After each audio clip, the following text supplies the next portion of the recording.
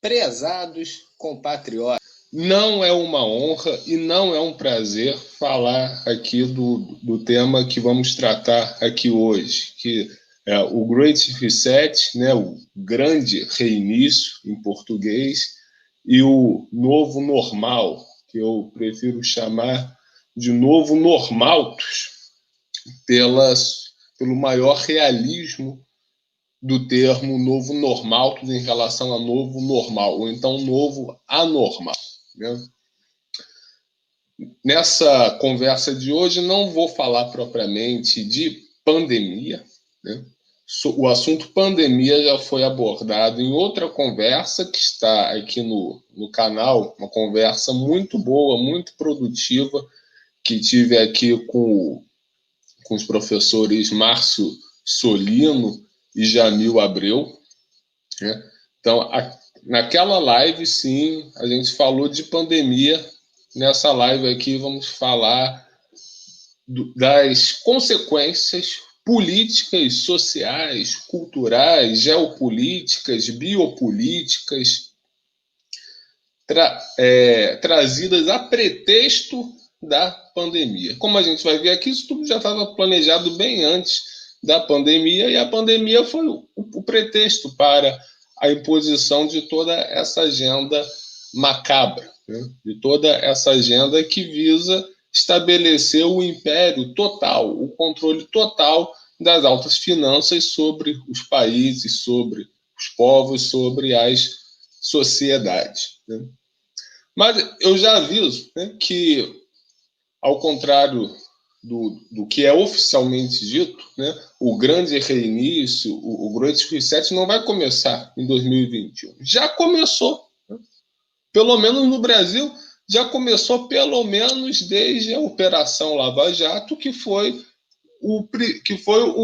uma espécie de reset econômico, de reset social, de reset dos empregos feito sobre o Brasil. Ontem mesmo eu fui ao centro do Rio resolver algumas questões e eu fiquei absolutamente chocado, porque há 2 semanas do Natal, o centro do Rio estava completamente vazio, deserto. Não tem lockdown no Rio de Janeiro. As lojas estavam todas abertas, o comércio de rua estava todo aberto, aliás, um comércio de rua gigantesco, uma informalidade gigantesca. Né? A princípio estava tudo funcionando normal, só que as ruas estavam completamente esvaziadas. Não tinha gente na rua, não tinha, as lojas estavam vazias, não tinha gente comprando. Né?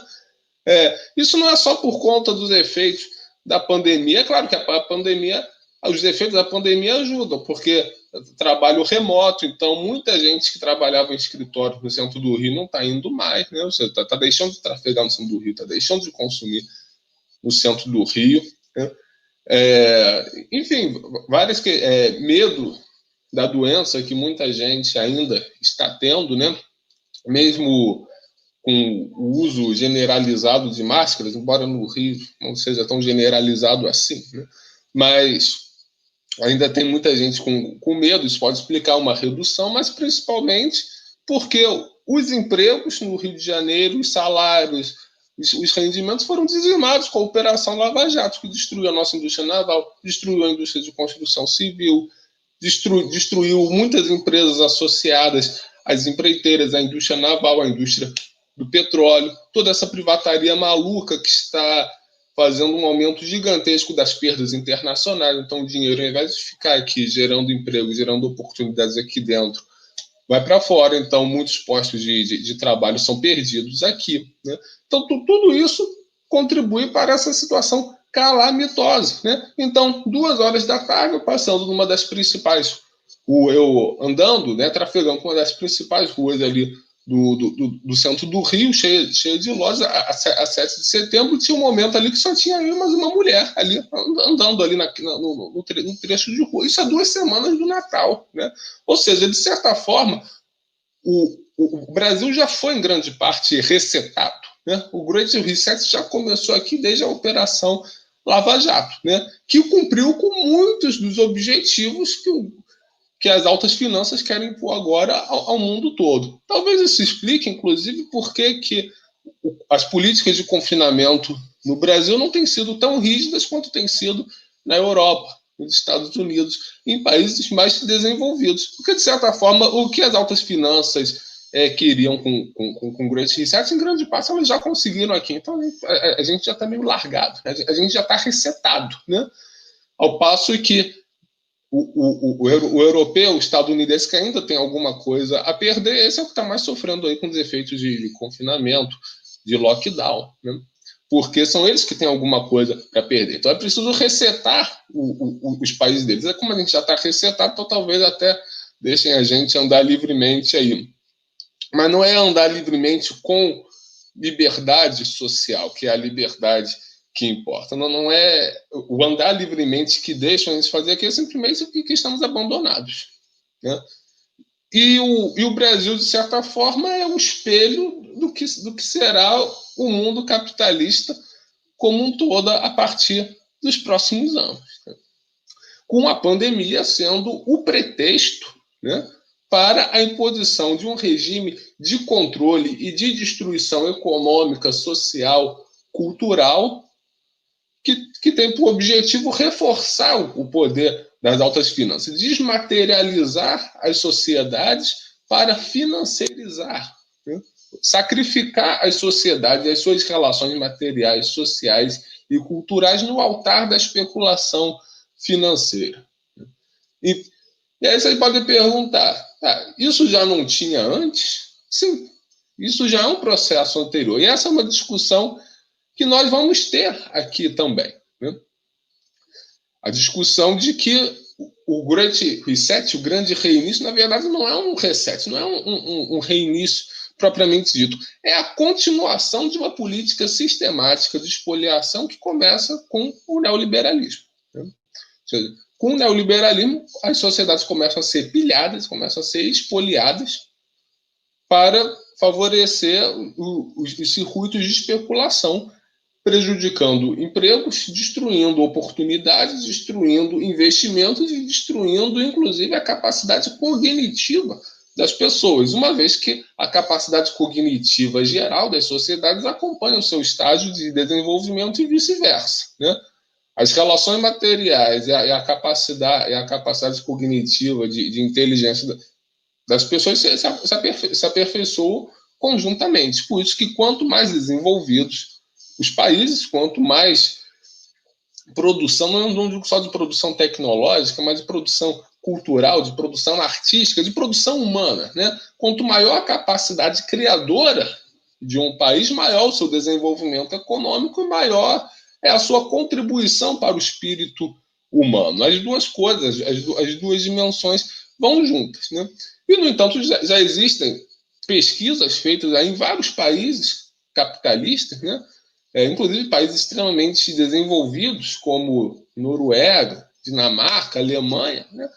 Falando que a capacidade cognitiva das novas gerações é inferior à das gerações anteriores, pela primeira vez em muitas décadas. Claro, porque com o processo de desdesenvolvimento, com o processo de reversão da capacidade humana de transformar a natureza pelo trabalho para atender aos seus próprios desígnios, pela financiarização cada vez maior das sociedades, né? Ou seja, pela desmaterialização das suas relações, né?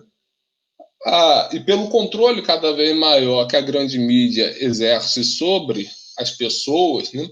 Pelo controle cada vez maior que os grupos financeiros exercem sobre os currículos escolares, os currículos acadêmicos, adaptando-os para as necessidades de um regime de expoliação, né, de um regime de acumulação, que não é nem mais um regime de produção, né, já que o capitalismo nunca esteve preocupado em si com a produção. A produção era apenas um meio de acumulação pela exploração do trabalho. Mas isso o Marx já tinha muito, e o Marx já tinha isso em mente, né, de que a produção era apenas um meio, um instrumento. Se o capitalista pudesse extrair acumulação por meios não materiais, ele faria. E é exatamente isso o que ele está fazendo. Ele incorpora a produção, a especulação por meio da abertura do capital das empresas nas bolsas de valores e transforma essas relações materiais, produtivas, empresariais propriamente ditas em relações puramente financeiras, puramente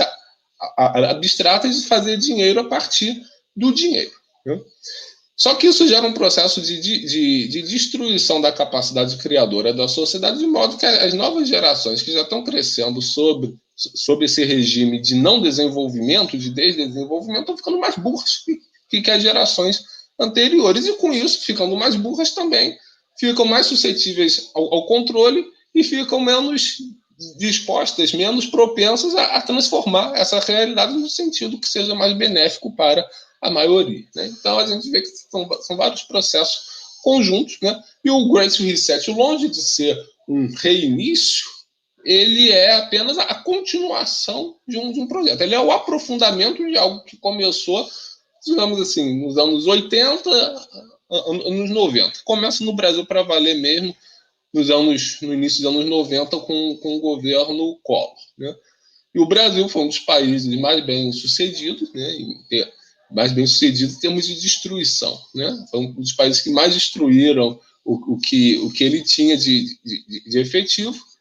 Então, o Brasil já está, em grande parte, resetado. Né? Isso nos dá, inclusive, um pouco mais de liberdade individual, liberdade para andar por aí igual uma partícula de poeira abandonada ao vento. Não é andar por aí como cidadão, não é exercer a liberdade cívica, a liberdade social, de participar do país enquanto cidadão. Não.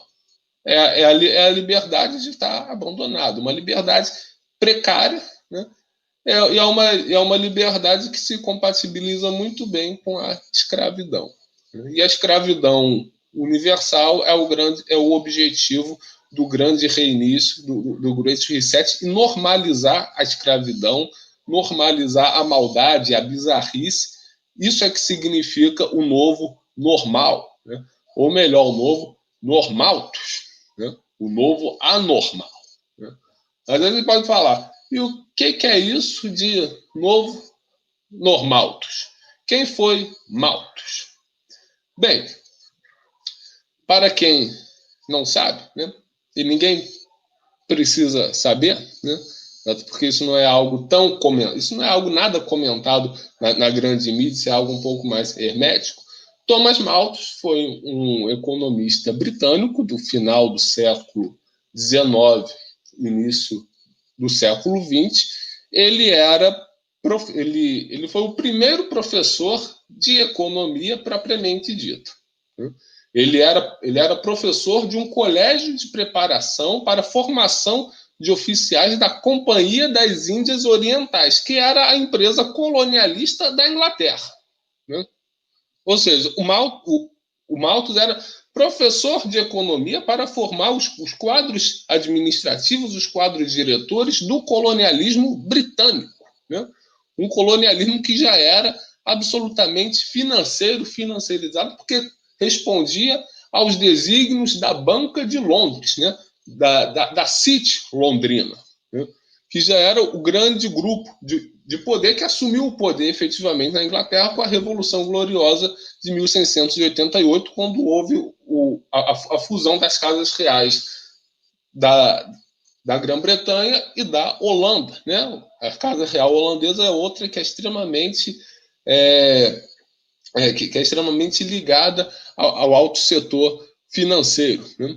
Aliás, não é à toa que a Casa Real Holandesa é uma das maiores promotoras de ambientalismo e de identitarismo do mundo. E também não é à toa que a Casa Real Holandesa, sendo promotora de ambientalismo e de identitarismo, esteve bastante ligada ao nazismo, né, nas décadas de 30 e 40. Nada disso é coincidência, porque tanto o nazismo quanto o identitarismo e o ambientalismo são subprodutos desse imperialismo bancário anglo-batavo, desse imperialismo bancário da Inglaterra e da Holanda, que se representa politicamente pelas dinastias reais desses países.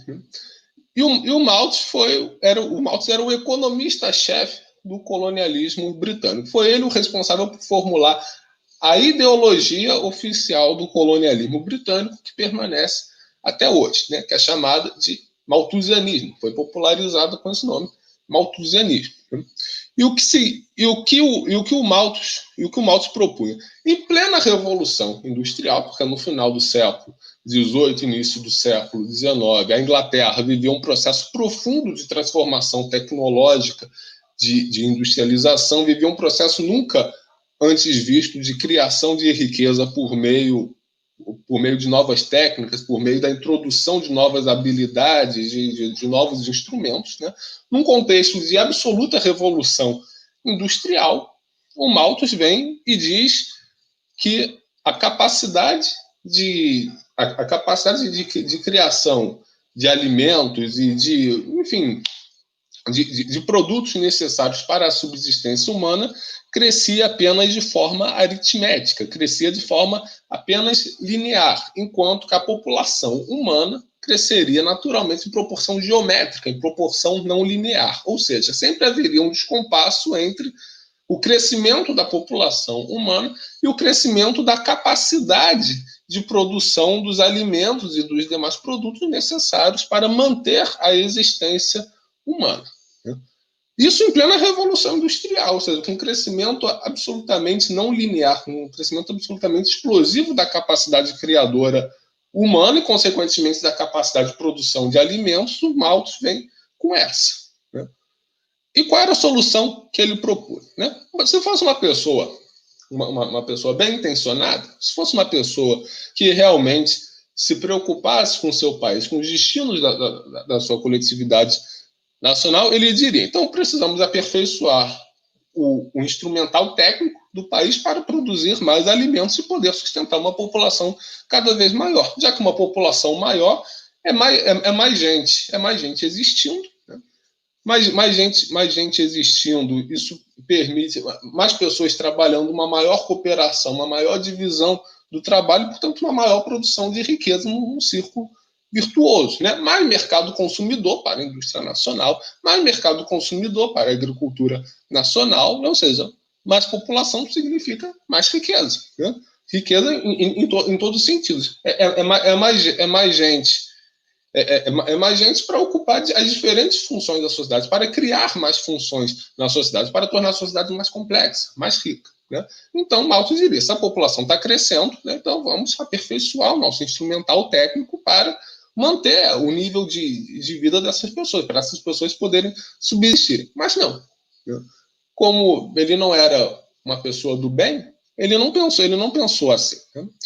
Então, o Malthus propôs, então, que se controlasse que se reduzisse a população, que se controlasse a demografia do país para reduzir a população. Segundo ele, o mundo era um mundo naturalmente de escassez, né?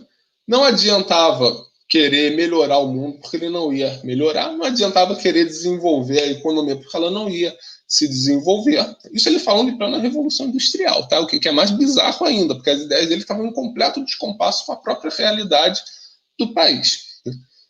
Então, para ele, não adiantava ser otimista porque a vida era ingrata, a vida era injusta mesmo, né? E como não se poderia criar alimentos suficientes para sustentar a população, o jeito era reduzir a população. E como é que se reduziria a população? Né? E ele ainda deu as dicas de como reduzir a população. Né? Segundo ele, a população deveria ser reduzida pela extinção de qualquer estado de bem-estar social, né? Ou seja, acabar com qualquer tipo de lei que melhorasse a vida dos trabalhadores, a vida dos pobres. Né? Ele propôs a abolição das leis dos pobres, que eram políticas que vinham desde Elizabeth I, no sentido de criar empregos para essas pessoas. Não que essas leis fossem uma maravilha, tinha muitos problemas também, mas mantinha uma boa parte da população britânica, dos pobres ingleses, empregados, com trabalho, com salário, com alguma condição de subsistir. O Malthus defendeu acabar com isso. Né? Para ele tinha que reduzir a população, empobrecendo-a ao máximo. Né? E para isso deveria se acabar com os empregos, ele fala isso, que tem que acabar com os postos de trabalho. E qual seria a melhor forma de acabar com os postos de trabalho, segundo ele? Né? Acabando com a indústria do país. Né? Reduzindo reduzindo a economia do país a uma agricultura meramente extrativista, né? Segundo ele, era esse o jeito que tinha para reduzir a população, né? Ou seja, então, na verdade, ele propôs uma anti-revolução industrial. Em plena Revolução Industrial Britânica, ele falou: isso vai dar problema, porque a produção não vai crescer, a população vai crescer mais, então vamos empobrecer a população destruindo a indústria. E como destruir a indústria? Né? Priorizando a agricultura extrativista, acabando com qualquer lei de assistência social, com qualquer lei de criação de emprego, e mais ainda, estimulando o livre comércio, né? Para ele, o livre comércio era fundamental, né? Ou seja, então ele tinha uma clara dimensão do que fazer. É genocídio, né? Total genocídio. E o Malthus foi o principal ideólogo do colonialismo britânico e, portanto, do liberalismo, já que o liberalismo é nada mais do que a ideologia do colonialismo britânico, que se transmutou hoje em colonialismo norte-atlântico, já que o setor financeiro dos Estados Unidos e o setor financeiro da Inglaterra hoje são uma coisa só, né? Os Estados Unidos, que nasceram em oposição à Inglaterra, que nasceram para se libertar dos comandos financeiros e comerciais da Inglaterra, que nasceu para se tornar independente política e economicamente da Inglaterra para traçar o seu próprio destino, os Estados Unidos já foram recolonizados por esse setor financeiro que hoje está sediado em Wall Street, mas mantém fortes relações com a City londrina, né? Ou seja, por isso que esse termo novo normal é excelente, né, para designar o que a gente está vivendo, o que as altas finanças, o que o Fórum Econômico Mundial pretende com o Great Reset, né? Ele pretende justamente isso, né? Reduzir a população mundial, né, pela piora das condições de vida das pessoas, né? Ou seja, destruindo a possibilidade dos países encontrarem o seu desenvolvimento e sustentarem a sua população em níveis crescentes de vida. Essa é a imposição que vem com o novo normal, né? E aí você pode pensar, mas como é que o malthusianismo subsiste hoje? Como é que ele foi ali do final do século XVIII, início do século XIX, até os dias de hoje? Na verdade, ele nunca deixou de existir, ele sempre foi a ideologia oficial do colonialismo britânico e já se transmutou de várias formas, né? Uma das formas pela qual ele existe é pelo ambientalismo, né? Não estou falando de todo e qualquer ambientalismo. Existe um ambientalismo muito sério, né? É o ambientalismo que defende realmente a preservação dos recursos naturais, a preservação das florestas, né? que defende um modelo de desenvolvimento que respeite o meio ambiente, não apenas para garantir a sustentação do desenvolvimento pelas décadas e séculos seguintes, mas também para melhorar a qualidade de vida das pessoas, porque é claro que a gente precisa de desenvolvimento, mas a gente precisa de um meio ambiente protegido também. A gente precisa de um céu limpo, de um ar limpo, de ruas arborizadas, de árvores, de pássaros, de animais, né? A gente precisa dos ciclos de chuva bem regulados para manter a agricultura e, portanto, manter a produção de alimentos. A gente precisa disso tudo e existem muitos ambientalistas que defendem isso, né? Não estou falando de todo e qualquer ambientalismo, mas o problema é que o malthusianismo se travestiu na forma de um ambientalismo que é um ambientalismo hegemônico, né?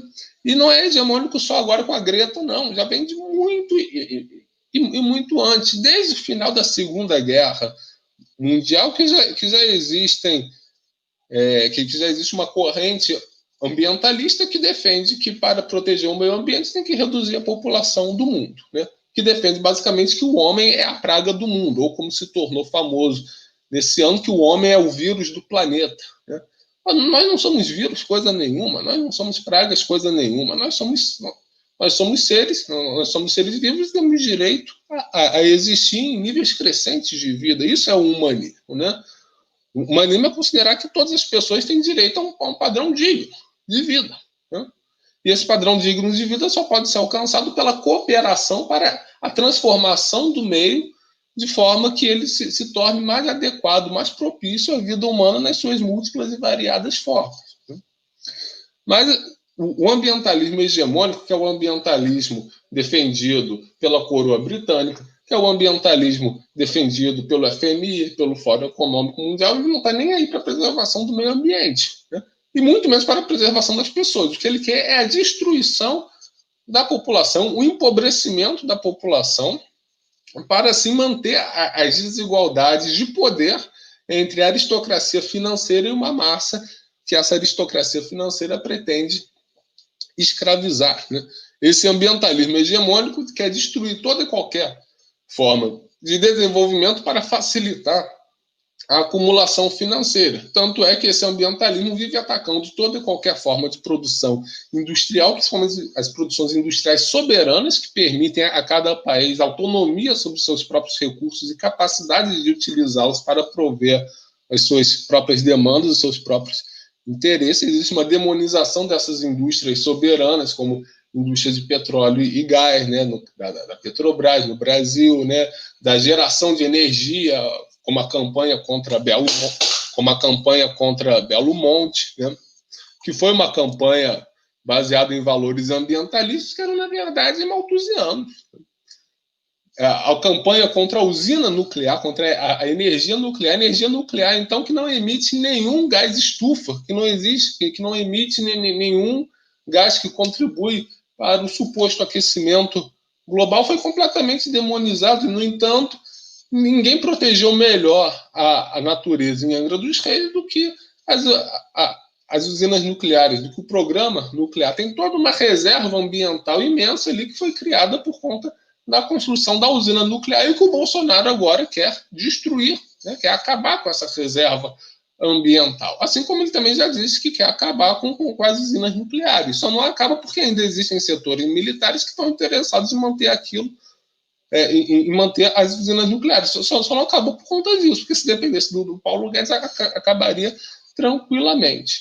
No entanto, a energia nuclear foi massacrada pelo ambientalismo, sendo que ela é uma energia que não emite praticamente nenhuma poluição, gera emprego de alto nível, gera tecnologia, gera soberania energética, né? Claro, o Brasil tem muitas outras formas de obtenção de energia. O Brasil tem recursos hídricos para danar, o Brasil tem energia solar, tem biomassa, tem vento, tem maré, né? Mas o Brasil tem que desenvolver todas essas formas de energia, não só para dispor de uma maior capacidade de energia, porque sem energia não há trabalho, e sem trabalho não há desenvolvimento, sem desenvolvimento não há melhoria das condições de vida das pessoas, mas também para o Brasil ser soberano em termos tecnológicos nas mais variadas matrizes energéticas e poder exportar, poder ganhar dinheiro exportando tecnologia.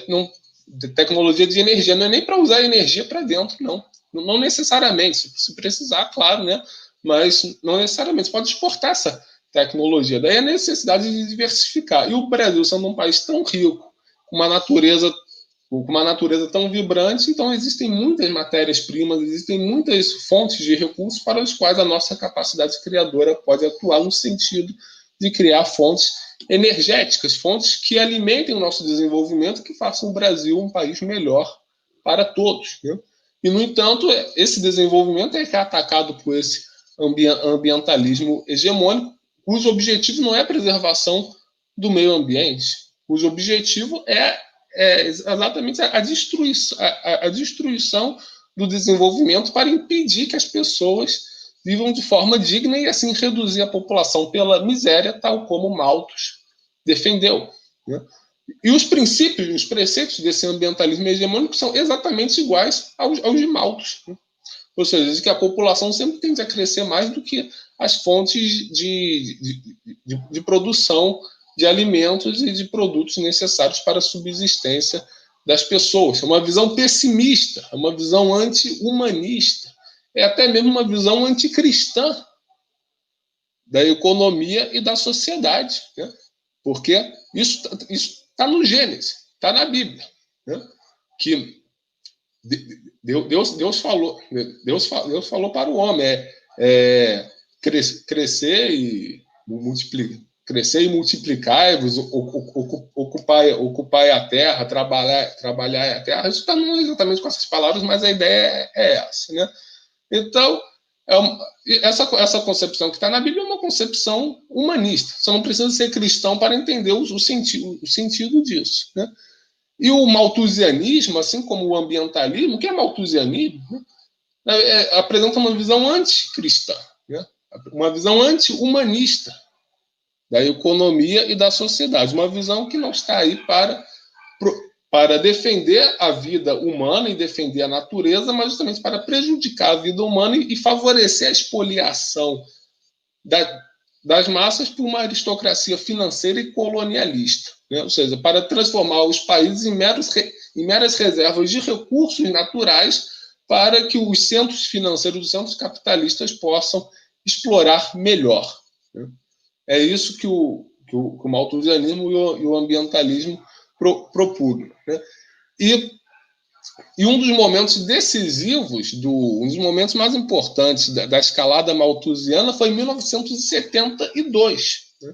Com um relatório do Clube de Roma, Limites ao Crescimento. Foi uma das peças mais macabras já escritas, né?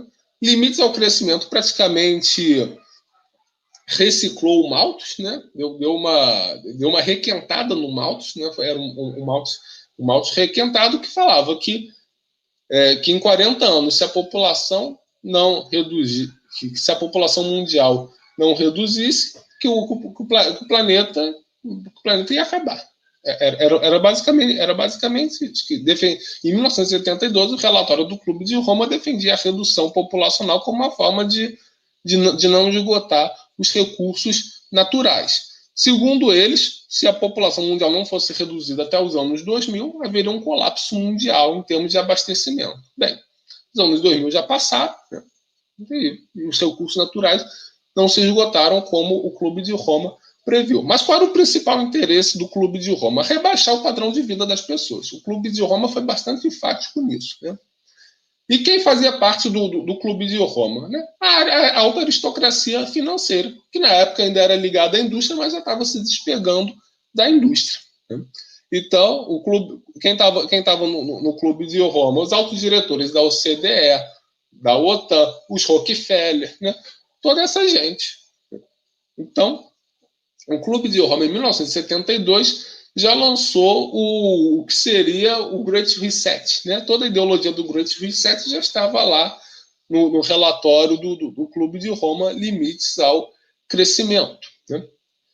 E nessa época começou a ganhar projeção ambientalismo, pessimismo tecnológico, todo esse tipo de coisa. E foi nessa época também que começou, de fato, o neoliberalismo, já que o neoliberalismo, desde o seu início, né, visava exatamente reduzir o padrão de vida das pessoas, acabar com aquele estado de bem-estar social que foi construído no pós-guerra para que, assim, favorecesse os circuitos especulativos, né? Então, houve a criação de inúmeros mecanismos de especulação financeira nessa época, né, como a criação dos derivativos, né, que permitiram uma expoliação massiva das sociedades e, concomitantemente a isso, houve toda uma política deliberada de desindustrialização, de retrocesso produtivo, desempregando várias pessoas, rebaixando o padrão de vida das pessoas, destruindo o desenvolvimento e o bem-estar social que havia sido conseguido nas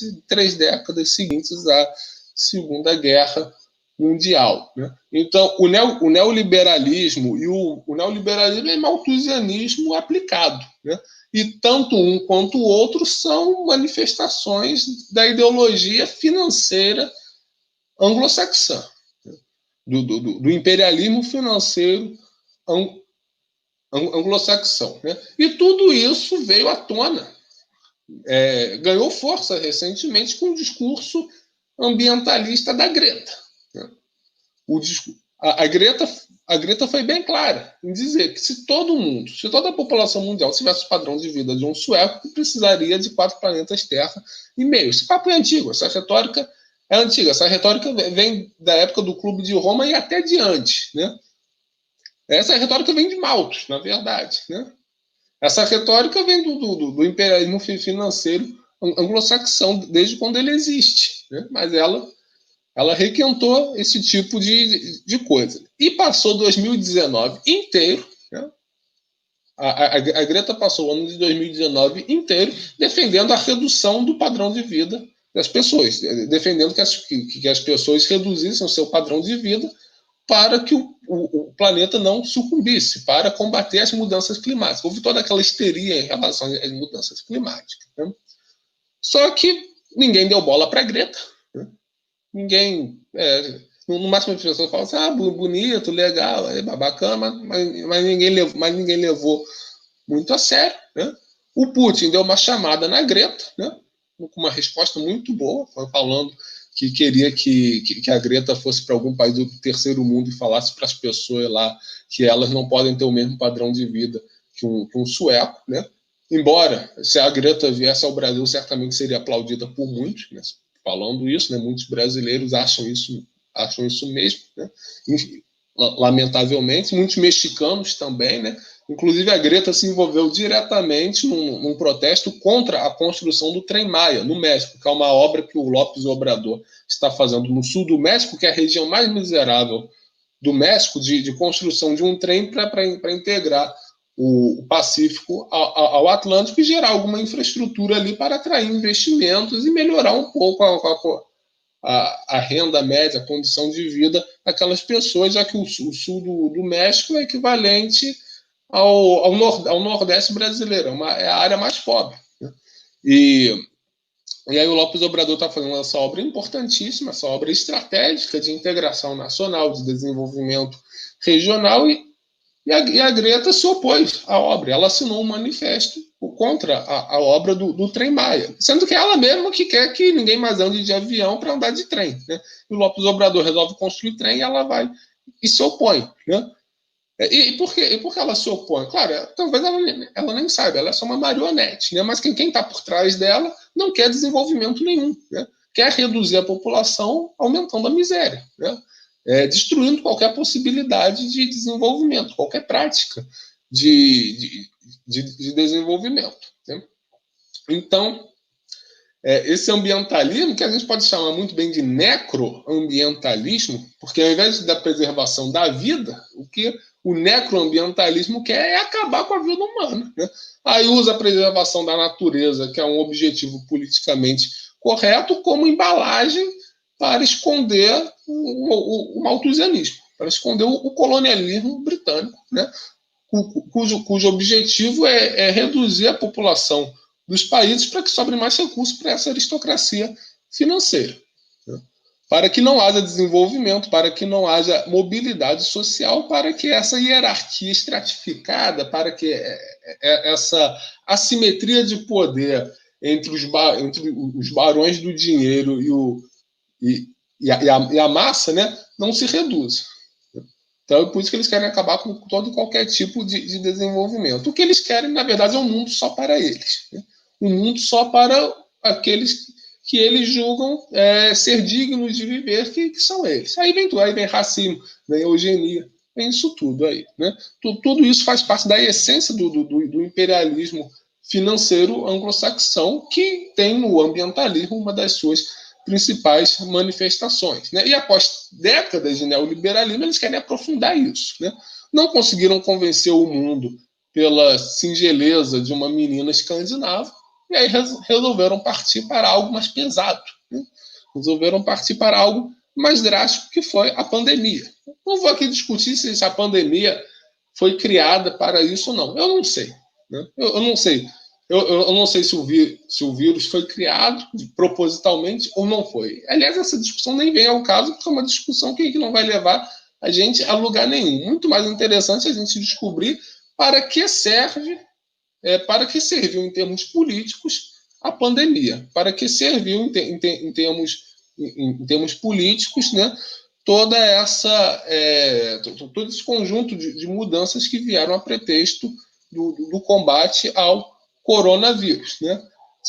Esses confinamentos eternos aí, que já viram aí que não adianta mais nada. Né? não adianta, né? Isso aí, se a gente for ver pela questão médica, sanitária da coisa, né, com o confinamento não adianta nada. E nem teria como adiantar, porque o vírus já está espalhado. Né? Então, veja, por exemplo, o caso da Argentina. A Argentina fez o confinamento mais longo do mundo, né?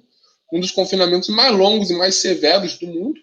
O Alberto Fernandes, né, quis ser um exemplo para o mundo em termos do combate à pandemia e fracassou miseravelmente. Chegou um momento que os argentinos não aguentaram mais ficar dentro de casa, porque já estavam há meses trancados, resolveram sair.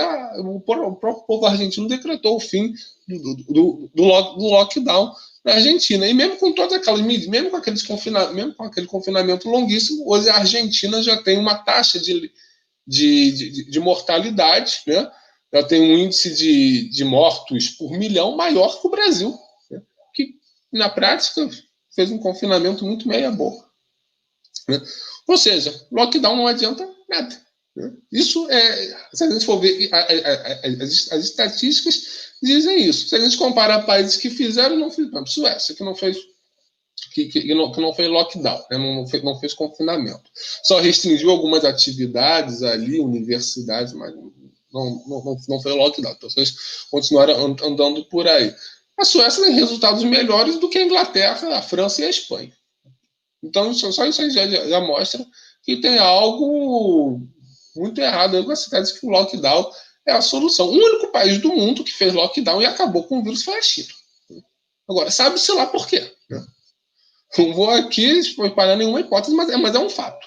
O único país que conseguiu destruir o coronavírus, conseguiu acabar estatisticamente com o coronavírus por meio do lockdown, foi a China. A China fez 2 meses de lockdown e pimba, não teve mais coronavírus. A Argentina fez 5 meses de lockdown estrito e hoje é um dos países que tem mais mortos no mundo.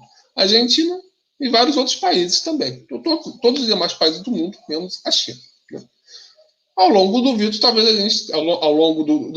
gente tenha alguns indícios, algumas sugestões do que isso possa significar. Mas, a princípio, não dá para tirar conclusão nenhuma, mas é um fato objetivo. Tirem as conclusões que vocês quiserem. Né? Em termos estatísticos, apenas a China acabou com o coronavírus. Né? Mas nenhum país. Né?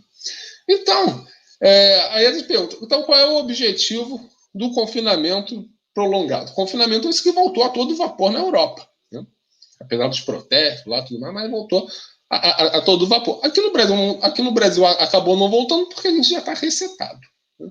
Então, aqui, o que o Fórum Econômico Mundial, o Clube Bilderberg, os donos da finança querem com o confinamento, eles já conseguiram aqui por outros meios. Neoliberalismo, privataria, Lava Jato, Dilma, Temer, Bolsonaro, tudo isso já resetou o Brasil. Né? O nosso Great Reset aqui já teve várias formas e já dura a década. Né?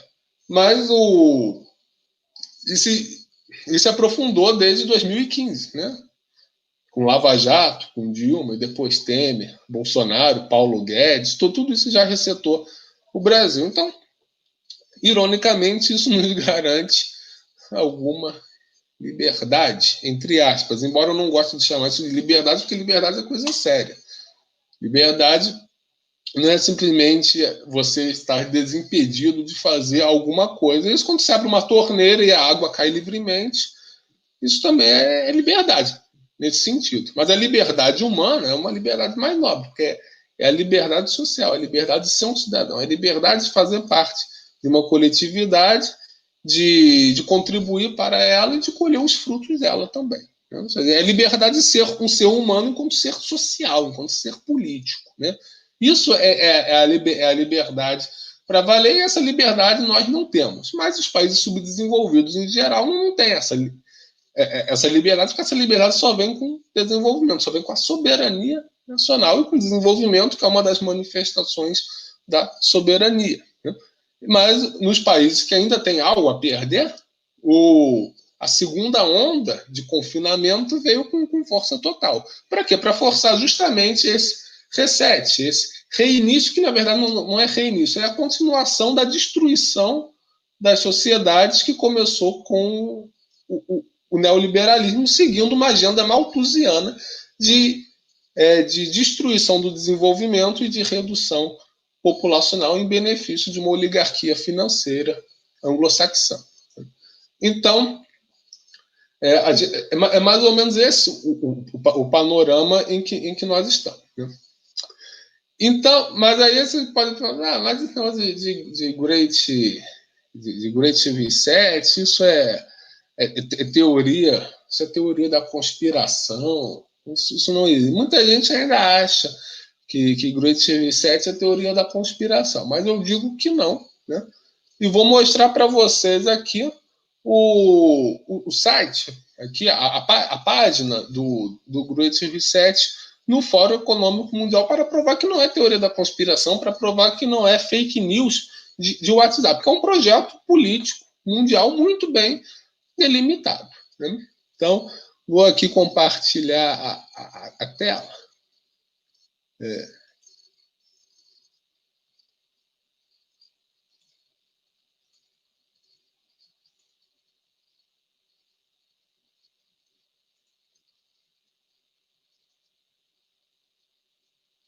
Então, aqui.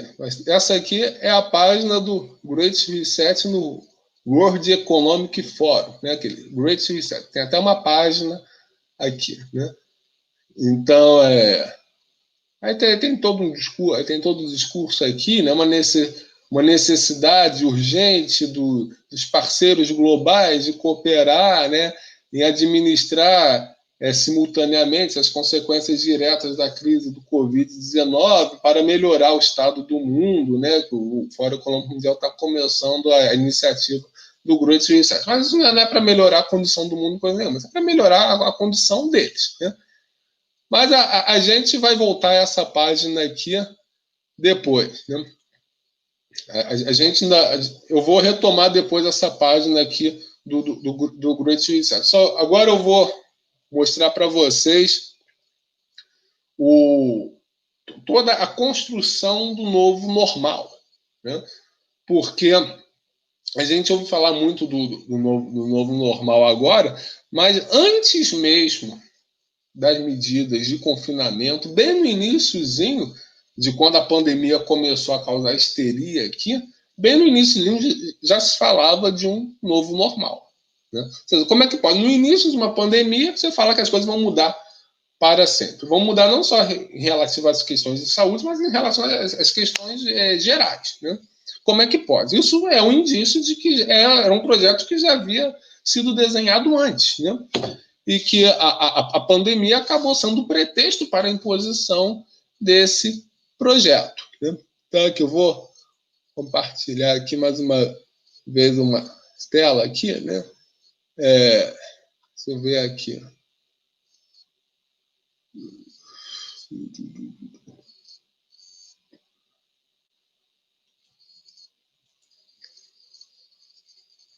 Aqui, essa matéria aqui de 28 de março de 2020. Portanto, bem no iniciozinho da pandemia, bem no iniciozinho das medidas de confinamento. Né?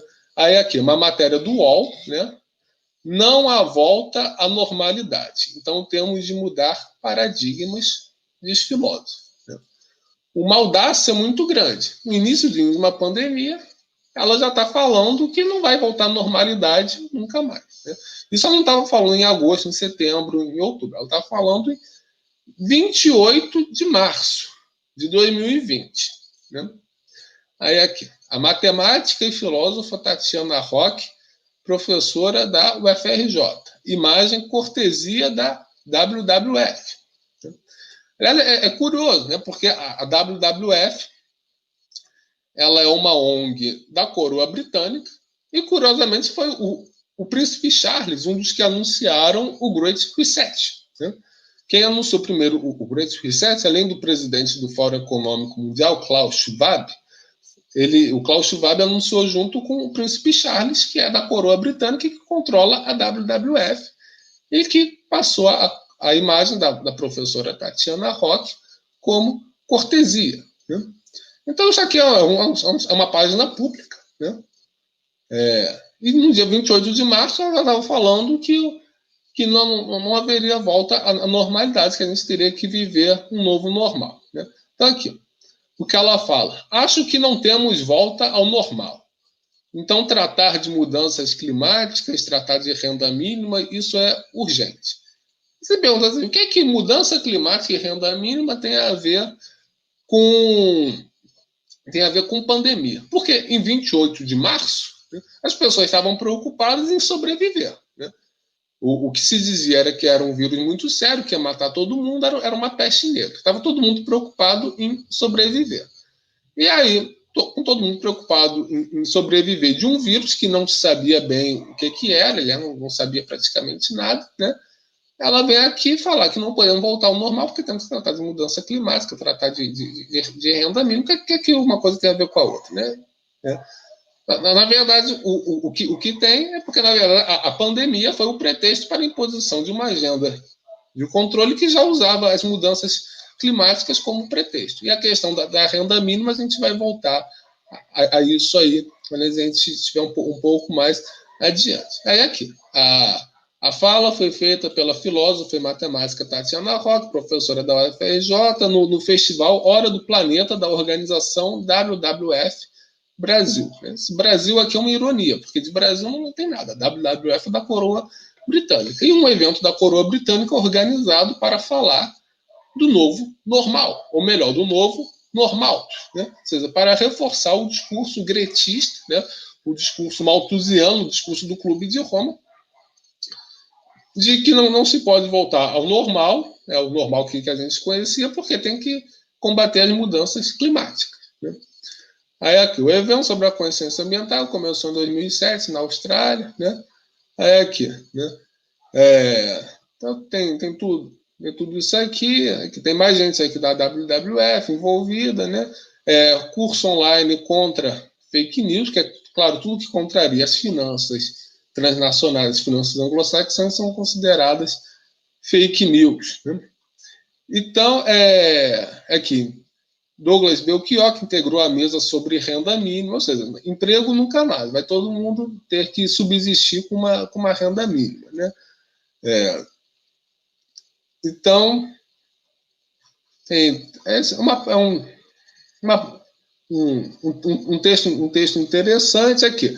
Mais interessante ainda, a programação teve ainda uma prática de yoga pela manhã com a professora youtuber Bibi Campos. Ainda no início do evento, a chefe Regina Celli, do projeto Favela Orgânica, né, deram dicas para quem quer reduzir a produção de resíduos orgânicos, como o uso da casca de banana em refogados ou vinagrete. Ou seja, ensinando as pessoas a comerem lixo. Né?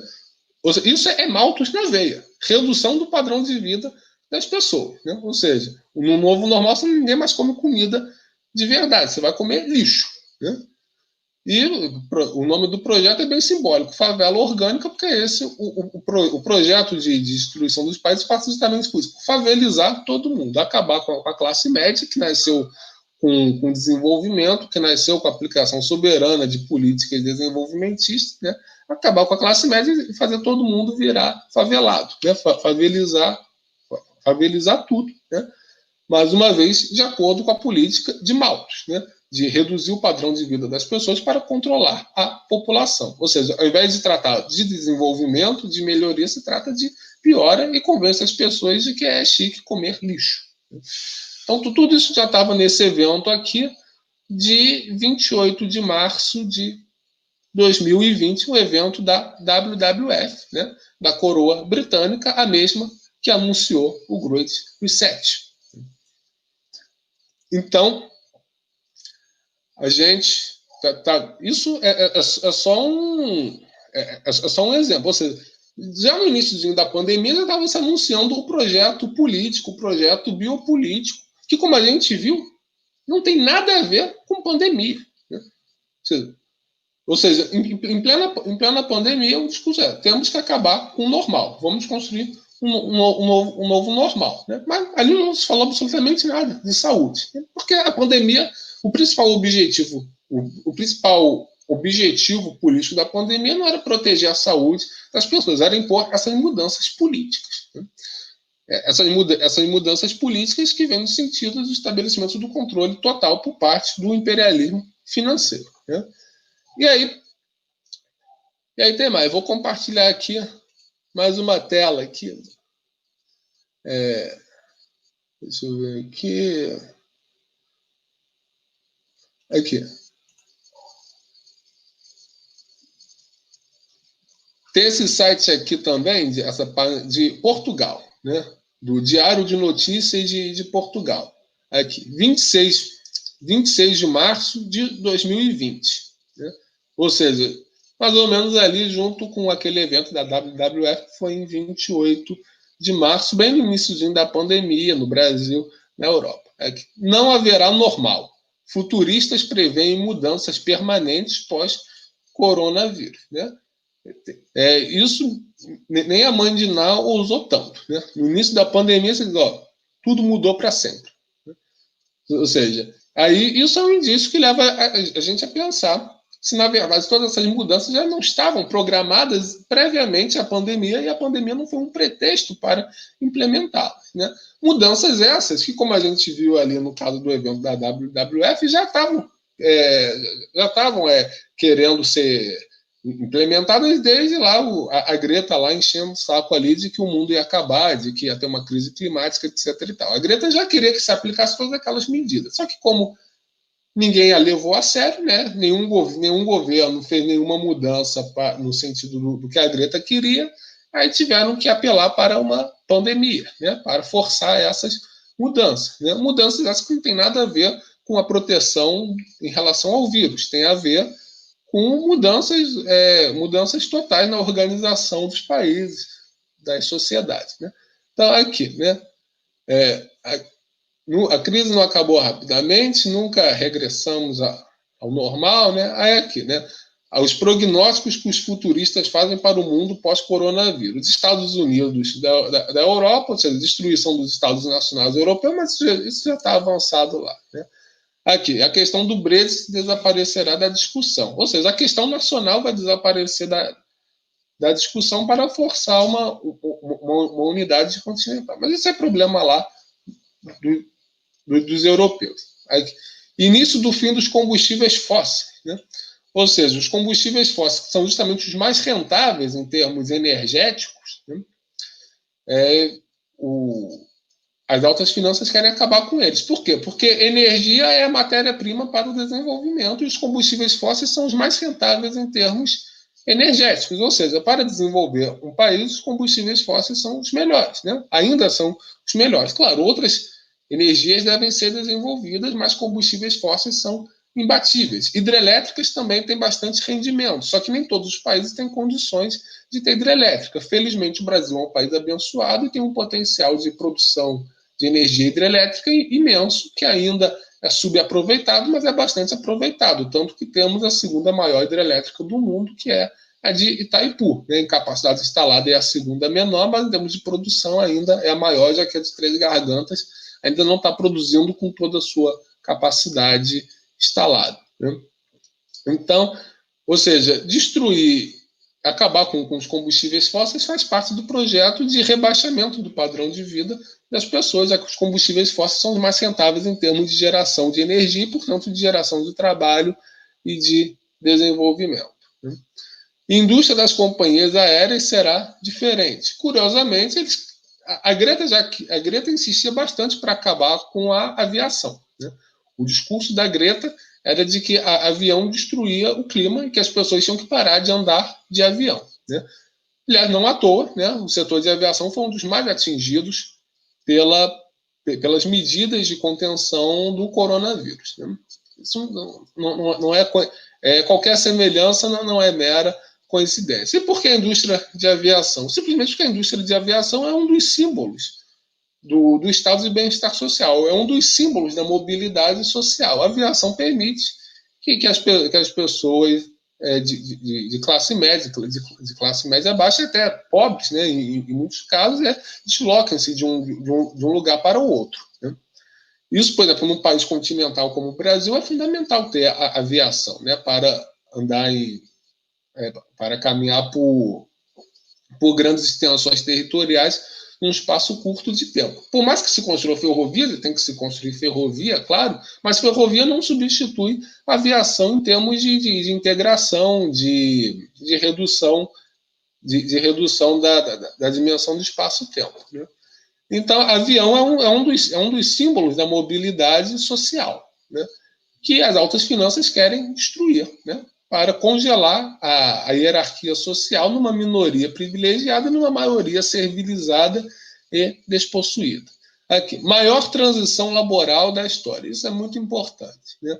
Aqui, Freire diz que haverá uma transição laboral maciça, com muitas pessoas despedidas a mudarem de carreira e abrirem suas próprias empresas. Né? Maravilha isso. Ou seja, muitas pessoas se tornarão inúteis, porque com o processo de desdesenvolvimento, né, de destruição do desenvolvimento, muitas funções que foram criadas serão destruídas. Então, muitas pessoas ficarão sem ocupação. Né? E daí a necessidade de uma renda básica, né? Porque já que não haverá mais pleno emprego, já que não haverá mais sequer emprego, então destrói-se tudo, né? E aí mantém as pessoas subsistindo com uma renda básica que, de qualquer forma, será muito inferior ao que as pessoas ganhavam antes. Ou seja, isso faz parte do processo de redução populacional, de rebaixamento do padrão de vida das pessoas. Isso está plenamente de acordo com o que Malthus defendia. Malthus hoje também defenderia uma renda básica, né? Porque isso não mata imediatamente as pessoas, mas vai matando aos poucos, já que reduz drasticamente o padrão de vida delas. E, ao mesmo tempo, despista qualquer suspeita de que seja um programa de extermínio da população pela miséria. Né? Mas acaba acontecendo isso de qualquer forma. Né? Tecnologia mais poderosa, sendo que a culpa não é da tecnologia, a culpa é das relações de poder que se utilizam dessa tecnologia. Né? Capitalismo extremo equivale ao caos. Nossa, que surpresa. Né? Quem diria isso? Pois é. Né? Aqui, os Estados Unidos e o Brasil, estamos sendo citados no site português aqui, né? Vão mergulhar em guerras civis digitais. Né? Não só, pelo jeito, não só, no caso do Brasil, não só digitais, mas reais também. Haja vista a violência urbana alarmante que se abate no Brasil desde os anos 90. Né? Fim dos políticos populistas, ou seja, fim dos políticos nacionalistas. Né? Quando a mídia, a OTAN, chama alguém de populista, porque, na verdade, está querendo dizer que ele quer colocar o primado do Estado-nação sobre as finanças. Né? Ou seja, aqui a espiral de crise nos Estados Unidos deverá enterrar as possibilidades de reeleição de Donald Trump em 2020 e seguir-se-ão o Brasil, aqui, mais uma vez nós citados aqui, né? Seguir-se-ão o Brasil e Reino Unido em 2021, talvez também o Irão e a Turquia. Ou seja, o Trump já não se reelegeu mesmo, né? Bolsonaro provavelmente não se reelege. Boris Johnson, não sei, também não quero saber. Então, Irã e Turquia, mais difícil, né? Principalmente Irã, porque Irã está unha e carne com a China, e a China, como a gente vai ver, faz parte dessa estratégia de dominação financeira mundial. Né? Então, ou seja, fim dos políticos populistas, fim do nacionalismo, né? Fim de uma política que coloca o Estado-nação como centro coordenador das políticas, e destruindo o Estado-nação, destrói-se consequentemente qualquer possibilidade de uma política soberana, de uma política que atenda à maioria. Né? A política vai ser apenas um reflexo da vontade das altas finanças verdes, ecológicas, né? Que não são sujas. Né? Porque, claro, para os malthusianos, só a indústria é suja. Né? As finanças não, as finanças são limpinhas, são verdes, são ecológicas, não produzem nada, só produzem miséria. Miséria para muitos e muita riqueza para poucos, mas isso para eles que é limpeza. Agora, gerar desenvolvimento, gerar oportunidade, gerar emprego, gerar extensão social, permitir que as pessoas vivam melhor, tenham um padrão de vida melhor, tudo isso é sujeira, tudo isso destrói o planeta na concepção deles. Né? Então, aqui, 26 de março de 2020, né? Tudo isso já sendo colocado. Né?